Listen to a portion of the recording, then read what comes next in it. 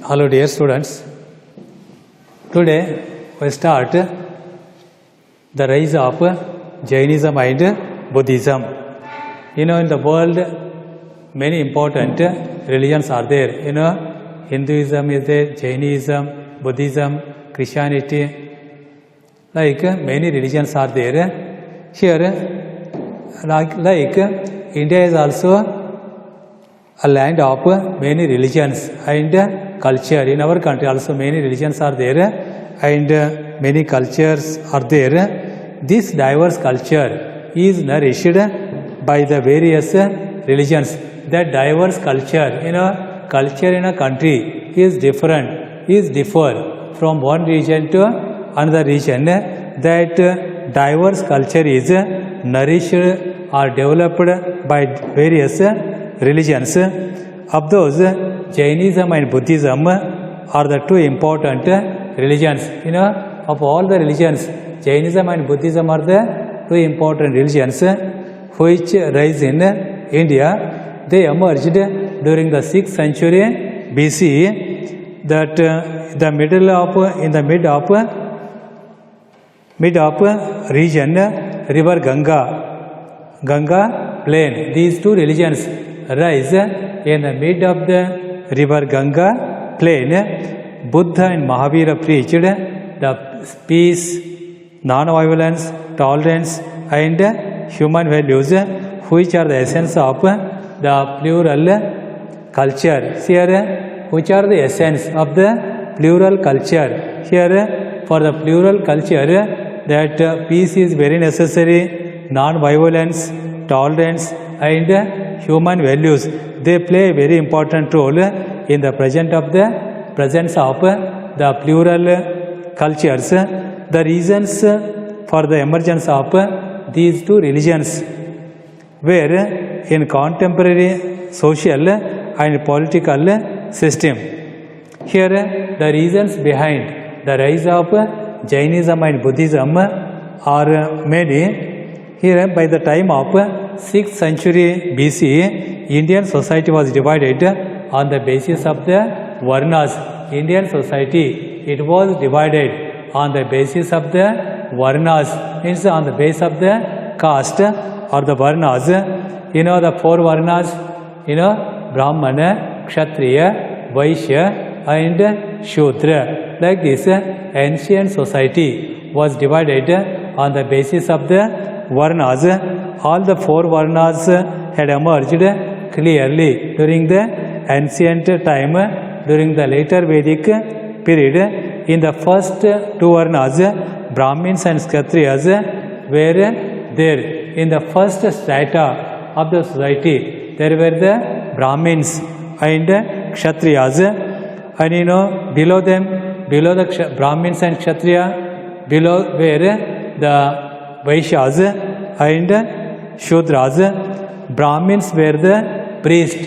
The first class of the society was the Brahmin. The Brahmins were the priests conducting yajna and yaga, were head of all religious ceremonies.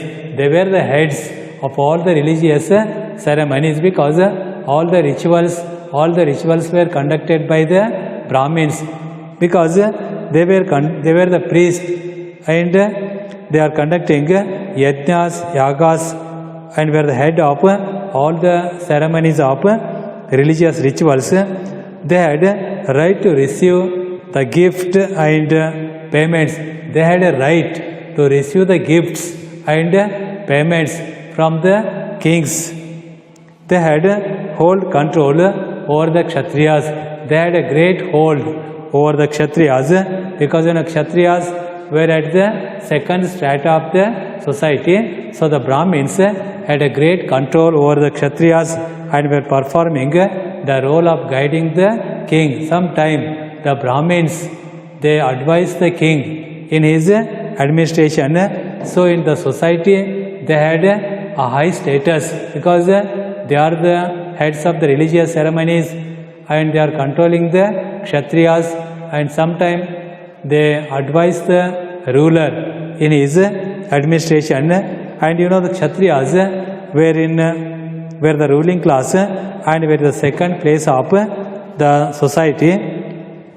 They were sustaining by taxing the farmer. How they are sustaining? They were sustaining by taxing the farmers. The Vaishyas who were engaged in animal husbandry and business, the first class, that is Brahmins, they were the priests, and second was Kshatriyas, they were the ruling class, and third was the Vaishyas, they were engaged in animal husbandry and business, were also called as twice born. The Vaishyas were called as twice born. Twice born means Dvij. They were called as, they were considered as a twice born or Dvij. Still certain prohibitions were on them. Still certain prohibitions, certain restrictions were on them. The Shudras were considered as the labor class. The fourth class, that was the Shudras. They were considered as the labor class and were there only the household laborers. They were the only household laborers and the skilled workers. All the status and facilities of the society were given to the upper class varnas only. The privileges and facilities were given only to the upper class people. Who were the upper class people here? The Brahmins, Kshatriyas and the Vaishyas. So the special privileges and facilities were given only to the upper class people in the society during the 6th century BCE, and during that time the people opposed such type of social system, and it was encouraged by the teachings of Gautam Buddha and Mahavira, and both of these personalities appeared as a new hope for them. They appeared as a new hope for the low caste people or the lower category people, because all the people, they opposed the special privileges given to the higher class people. Now the second, in the most of the ancient times, the contemporary agricultural practices and the rise of the food production played an important role in the profound changes in the economic and political system. The agricultural development, the rise in the agricultural production or in the food production, it brought a new changes in the political and economic system. The same are the reason for the rise of the Jainism and Buddhism. When there is a rise in the production of foods, it also led to the emergence of two religions.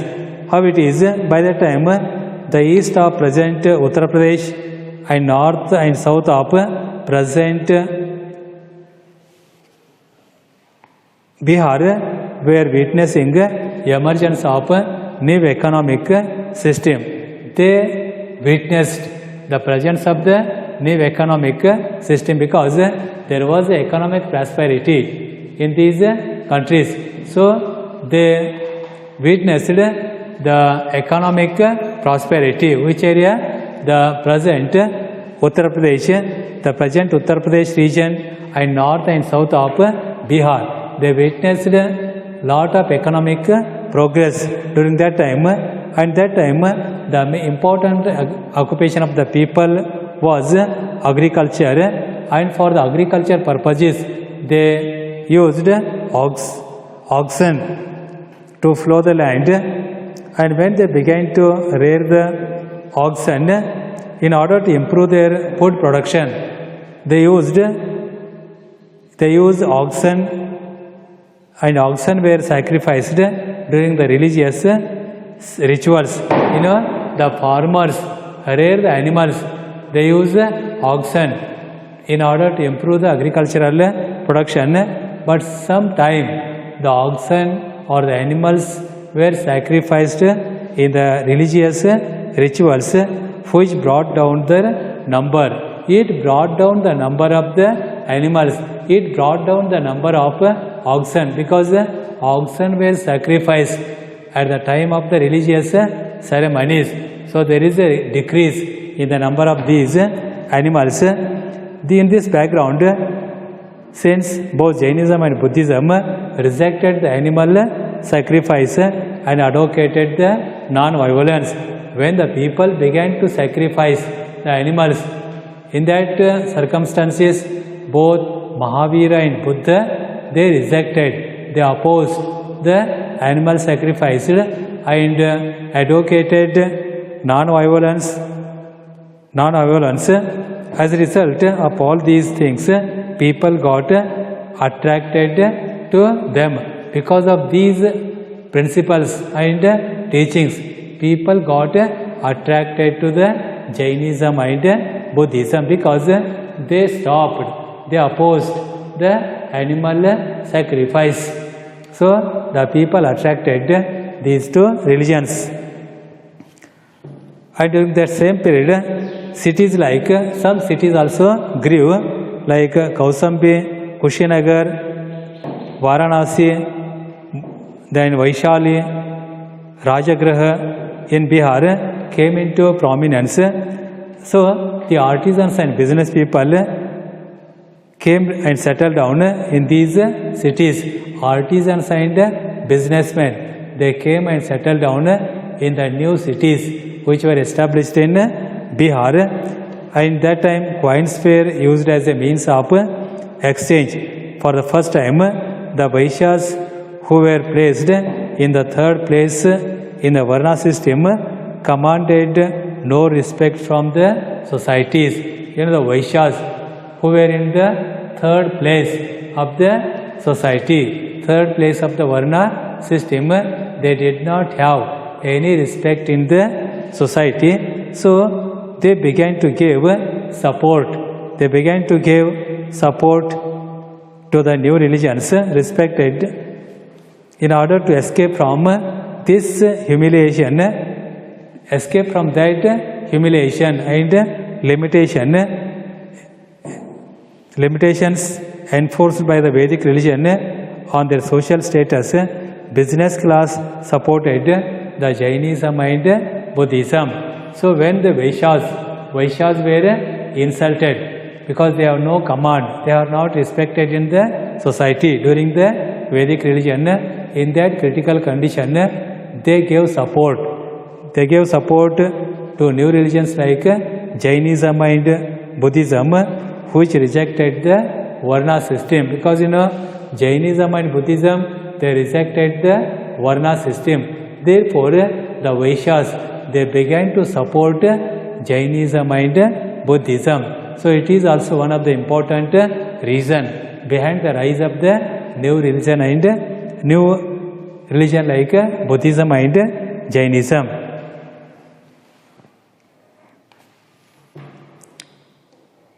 Now the other important reason that major changes took place in the political system of the contemporary society and also contributed the rise of the new religions, Janapadas and Mahajanapadas in the river Ganga plain were getting transformed into the kingship.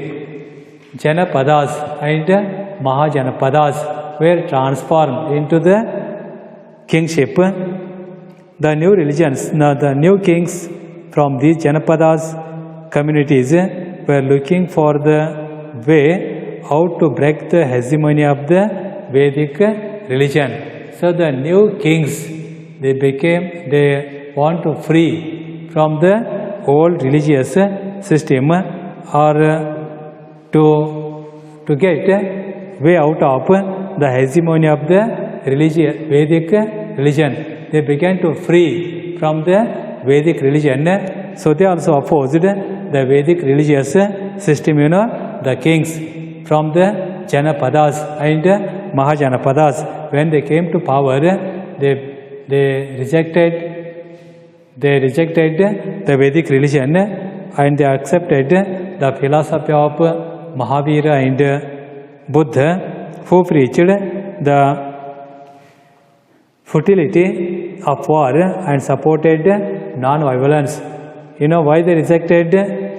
You know, the Buddha and Mahavira, they preached about the futility of the war. Futility of the war means the result, you know, it leads to the death or the destruction of that human beings and animals, and also the loss of property. So the war led to the futility, and the Buddhism and Jainism, they support about the non-violence. The religions of Buddha and Mahavira identified the desire as the main reason for the human hardship. First of all, both Mahavira and Buddha, what they preached, desire is the main cause for the sorrow. So to overcome them, they supported the simple life. You know, when you accepted the luxurious life, it leads to the sorrow, it leads to the hardships. So the desire is the main cause, desire is the main reason for our miseries, for our hardship. So to come out of this desire, Mahavira and Buddha, they taught that, they gave call that they supported the simple life. Simple life is the way to become free from the sorrow. When we follow the simple life, then we get free from the sorrow without accumulation of too much wealth. When there is ambition to accumulate, when there is a ambition of accumulation of too much wealth, it led to the sorrow, it led to the hardship. So they told that, they preached that simple living is the way to get free from the sorrow. They rejected luxurious life, advocated the peaceful and moral life, moral family life. They also rejected the luxurious life and advocated peaceful and moral family life. And they also preached their teachings in Prakrit language, which is a common language of the people. But during the Vedic period, the religious scripts were in the Sanskrit religion. The common people, they could not understand the religion. So Mahavira and Buddha, they preached their teachings in a simple common language of the people. So the people easily understand their teachings, their principles, and the followers of the Jainism and Buddhism also increased. So these are the reasons behind the rise of new religion and new religions like Buddhism and Jainism. Now the Jainism, it is one of the very important ancient religions. Traditionally, Jains believe in the existence of 24 Tirthankaras. You know, traditionally, Jains believe in the 24 Tirthankaras. Among these, the first one was Rishabha. Rishabhanath was the first Tirthankara, whereas Parshvanath, who was the 23rd Tirthankara, Rishabhanath was the first Tirthankara, and Parshvanath was the 23rd Tirthankara, and Mahavira, who was the 24th Tirthankara.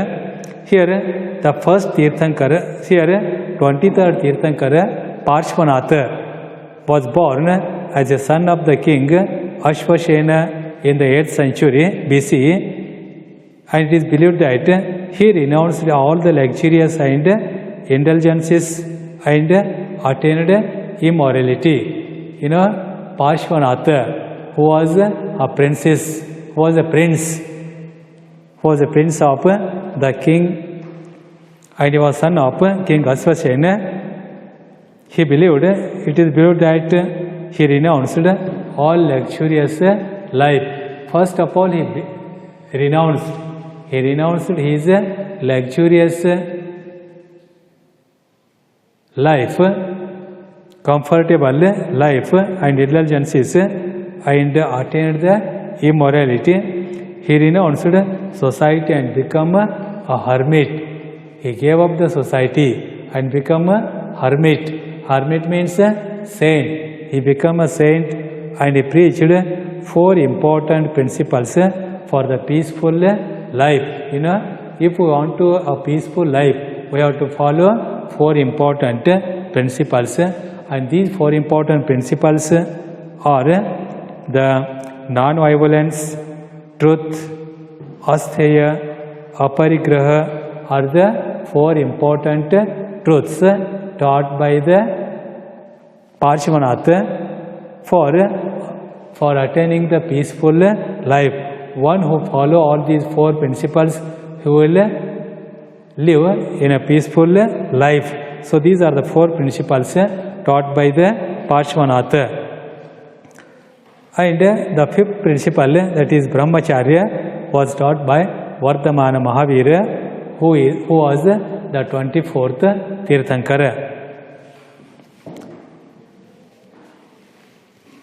Vardhamana Mahavira, who was born in 599 BCE, he was born in Kundala Grama in Vaishali, one of the republic. Vaishali, that time during the 6th century BCE, Vaishali was one of the republic. In that republic, his birthplace was Kundala Grama, and his father was Siddhartha, who was the king of Gnatrik tribe. He belonged to the Gnatrik tribe, and his mother was Trishila Devi, the princess of the Republic of Licchavi. Trishila Devi, she was a princess of the Republic of Licchavi. At the age of 30, Vardhamana set out in search of truth. When he was in the 30th year, he gave up his family life, his worldly life, and he went in search of the truth, and he also renounced his family life and his house. He wandered for about 12 years in the quest of the truth. In the quest of truth, he wandered for 12 years, not 1 year or 2 years. He wandered for about 12 years in search of truth, and also meditated. Here, how he meditated, he punished his body by fasting. By fasting, he punished his body, and finally, at the age of 42, he achieved the enlightenment. When he attained the 42 years of age, he attained enlightenment. Enlightenment means knowledge. That is Kevala Jnana. Kaivalya Jnana, he attained Kaivalya Jnana or enlightenment at the age of 42, and Vardhamana controlled his senses and achieved the power over the comfort and pain. So, due to this achievement, he came to be known as Mahavira. Why is called as a Mahavira? Because he achieved, Vardhamana Mahavira, he controlled his senses and achieved power over the comfort. He achieved power over the comfort or the luxurious life, and also he achieved power over the pain. So because of that, he came to be known as the Mahavira and become Jina. Jina, one who had come over his sense and become victorious. Jina means a Jina, one who had come over his senses. One who come over his senses and become a victorious. Who come over the senses and become victorious. This is called as Jina. The followers of his followers came to be called as Jains. Mahavira spent 30 years of his life preaching the knowledge to the people. He taught his principles, because at the age of 42 he attained the enlightenment, and rest of his days he spent his 30 years of his life only for his teachings. He spread his knowledge to the people in a simple language, Prakrit, around the Ganga and Yamuna rivers. Around the Ganga and Yamuna river region, he taught his teachings or his principles. In the great northern plain, he traveled towards western India preaching his thoughts. He attained Nirvana in his age, in his 72nd years in Pavapuri of Bihar. So, at the age of 72, he died. He got Nirvana. He attained Nirvana in Pavapuri of Bihar.